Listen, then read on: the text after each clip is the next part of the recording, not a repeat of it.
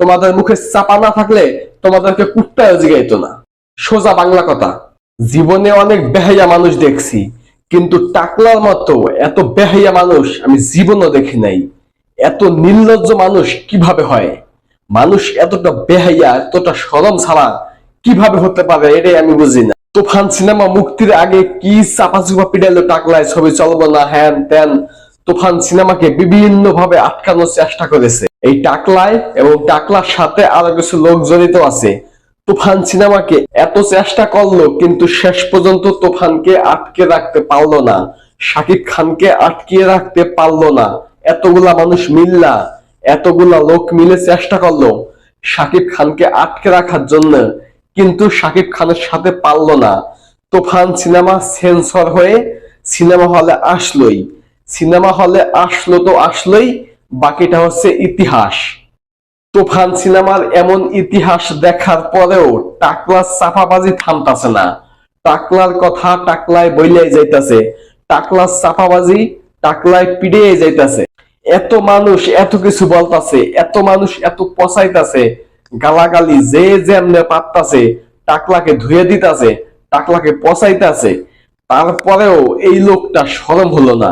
এই লোকটার কি ন্যূনতম লজ্জা শরম বোধ বলতে কিছু নাই? তার সিনেমা এর আগে যেটা আসছিল সেটাও সুপার ফ্লপ, এই ঈদে যেটা আসছে সেটাও সুপার ফ্লপ। সব সিনেমা ফ্লপ হইতাছে, সিনেমা হল পাইতাছে না, সিনেপ্লেক্সে চলতেছে না, কোন জায়গায় তার সিনেমা চলতেছে না। কিন্তু সিনেমা না চললে কি হয়েছে? তার মুখ ঠিকই চলতেছে, তার মুখ সুপার ডুপার হিট, তার মুখ সুপার স্টার, তার মুখ মেগা স্টার গতিতে চলতেছে, তার মুখ তুফান সিনেমার থেকে বেশি চলতেছে। আসলে মানুষ এমনটা কিভাবে হতে পারে? মানুষ এতটা বেহাইয়া কিভাবে হতে পারে? এবং তার সাথে সাথে আর কিছু লোক আছে, চলচ্চিত্রের সিনিয়র লোক, সিনিয়র ডিরেক্টর, প্রযোজক, বিভিন্ন কিছু সংগঠন আছে। এই সংগঠন এত চেষ্টা করলো তুফান সিনেমাটা ভালো না, এটা প্রমাণ করার জন্য এত কিছু করলো, দিন শেষে ফলাফল কি? শূন্য। দিন শেষে তুফান সিনেমা বাংলাদেশের ইতিহাসের শ্রেষ্ঠ সিনেমা হওয়ার পথে। 3 দিনে তুফান সিনেমা যে ইতিহাস করছে, মাত্র 3 দিন, 3 দিনে যে পরিমাণ টিকিট সেল হয়েছে বাংলা চলচ্চিত্রের ইতিহাসে এখন পর্যন্ত কোন সিনেমা 3 দিনে এত টিকিট সেল হয় নাই, 3 দিনে এতটা দর্শক জনপ্রিয়তা পায় নাই। এরপরে আছে প্রিয়তমা, এতদিন ছিল প্রিয়তমার দখলে, এখন সেই প্রিয়তমাকে টপকে তুফান উঠে গেছে 1 নম্বরে। এতদিন যাবৎ প্রিয়তমা ছিল বাংলা চলচ্চিত্রের ইতিহাসের শ্রেষ্ঠ সিনেমা, সেই প্রিয়তমাকে টপকে বর্তমানে আছে তুফান। তুফান সবকিছুকে ছাড়িয়ে গেছে মাত্র 3 দিনে। এখন যদি টানা 2 মাস পর্যন্ত এমন হাউসফুল চলতে থাকে, তাহলে প্রিয়তমার সব রেকর্ডকে ভেঙে দেবে তুফান। আর এসব দেখে হচ্ছে টাকলা জলে। টাকলায় ভাবছিল শাকিব খানের সাথে না থাকলে শাকিব খান মনে ভালো থাকতে পারবো না, ভালো কাজ পাইবো না। এখন দেখে সম্পূর্ণ উল্টো, টাকলার সাথে সম্পর্ক নষ্ট হওয়ার পর থেকে শাকিব খানের পজিশন দিন দিন উঁচু লেভেলে উঠতেছে। টাকলার সাথে যদি শাকিব খানের এখন ভালো সম্পর্ক থাকতো, তাহলে এমন অবস্থানে শাকিব খান কখনোই আসতে পারতো না। ওই টাকলার সাথে থাকলে এফডিসি কেন্দ্রিক বস্তা পচা সিনেমায় করতে হতো বাধ্য হয়ে। এফডিসি কেন্দ্রিক ওই প্রযোজক থাকতো খসরু, ওই পরিচালক থাকতো ওই যে এফডিসি থেকে কোনো ফালতু পরিচালক, এসব লোকদের দিয়ে শাকিব খানকে সিনেমা বানাতে হতো।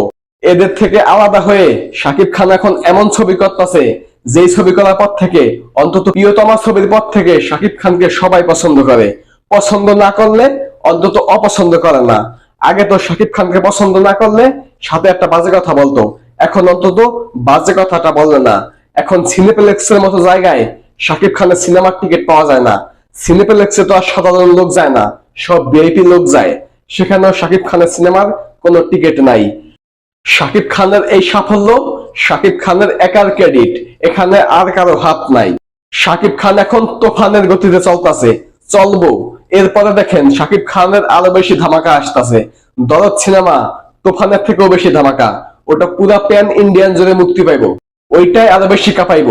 এবং যেদিন দরদ সিনেমাটা মুক্তি পাবে সেদিনই একটি উৎসবের মতন হবে পুরো বাংলাদেশ ব্যাপী, কথাটা বলে দিলাম।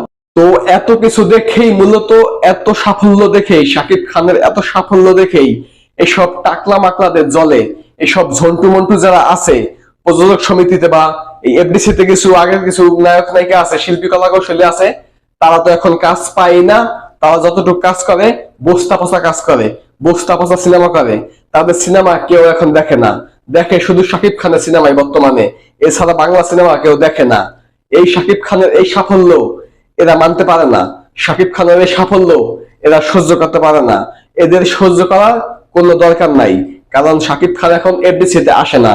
শাকিব খান এখন বাইরে ছবি করে, বাইরে ছবি করে বলেই শাকিব খান প্রিয়তমার মতো ছবি করতে পারছে, রাজকুমারের মতো ছবি করতে পারছে, দরদের মতো ছবি করতে পারছে, তুফানের মতো বিগ বাজেটের সুপারহিট সিনেমা শাকিব খান করতে পারছে, যেটা কিনা এফডিসিতে থাকলে করতে পারতো না। তো এই সব দেখে যাদের জ্বলতাছে, তোমাদের জ্বলতে থাকুক, তোমাদের জ্বললে তাতে আমাদের চলবে, সমস্যা নেই, আমরা আছি।